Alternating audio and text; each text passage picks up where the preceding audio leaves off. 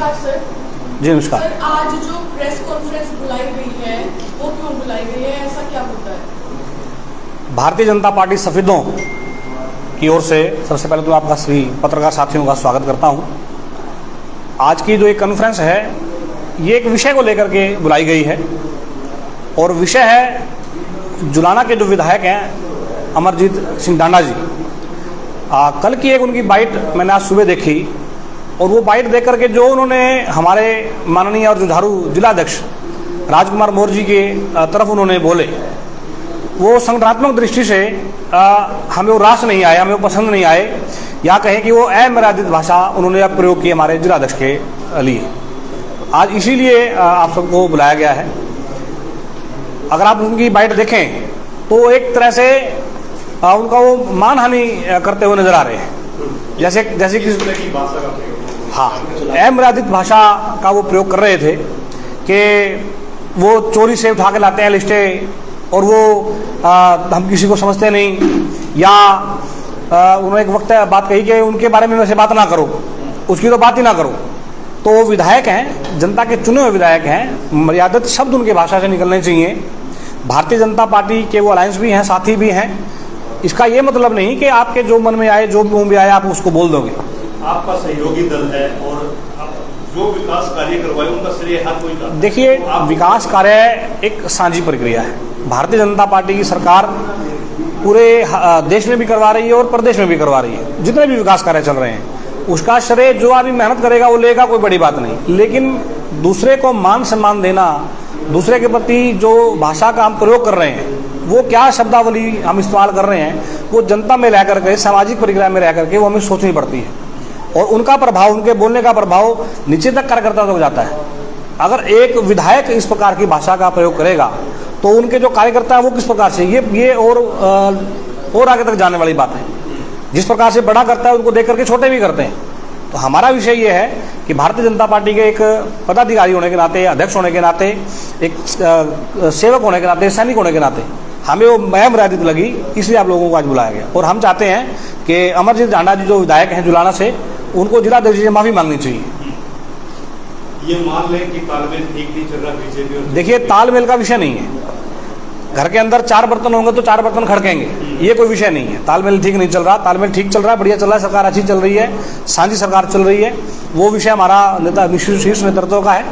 हमारा जो नेतृत्व है एज ए कार्यकर्ता, विधायक की भाषा हमें पसंद नहीं आई और वो अमर्यादित भाषा के लिए हमारे जिलाध्यक्ष से माफी मांगे, हमारा ये कहना। अगर वो माफी नहीं मांगते तो अगला स्टेप क्या है? देखिए, भारतीय जनता पार्टी को सरकार कोई चांदी के चम्मच में नहीं मिली।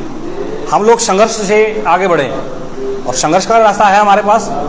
अगर वो माफी नहीं मांगेंगे तो फिर बैठ के तय किया जाएगा किस प्रकार से उनका घेराव किया जाए या उनसे बात की जाए।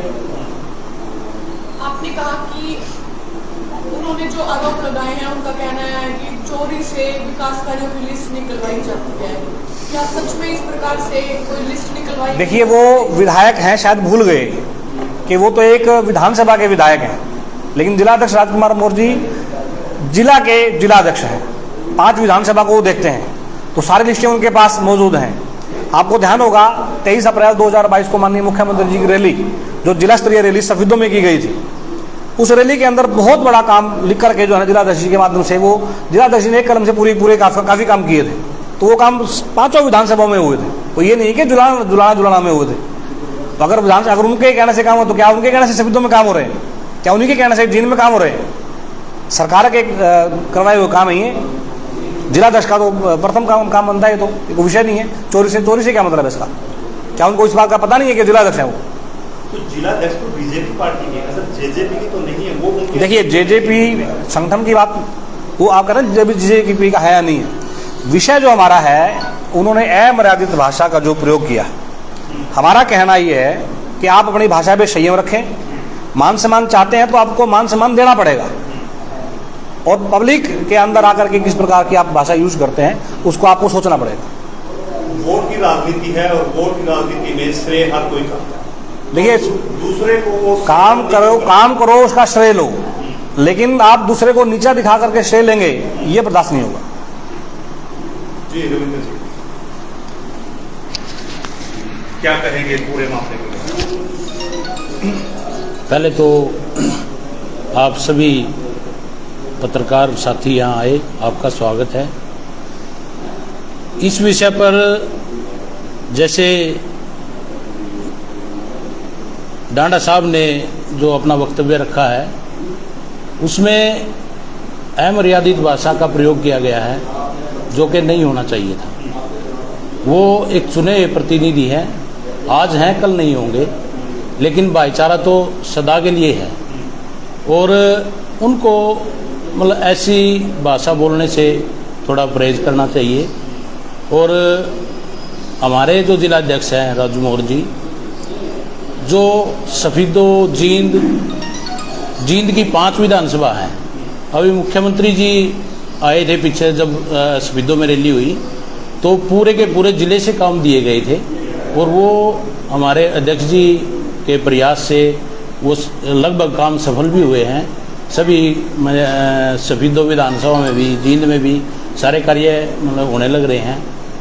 लेकिन वो हमारी पार्टी के साथी होते हुए, अलायंस होते हुए काम जो हुए हैं वो एक अलग विषय है, लेकिन मान सम्मान अपना करवाना, अगले का करना वो भी ज़रूरी है। तो मैं तो यही कहूँगा कि उन्होंने जो लैंग्वेज बोली है उसके लिए वो पश्चाताप करें, माफ़ी मांगे।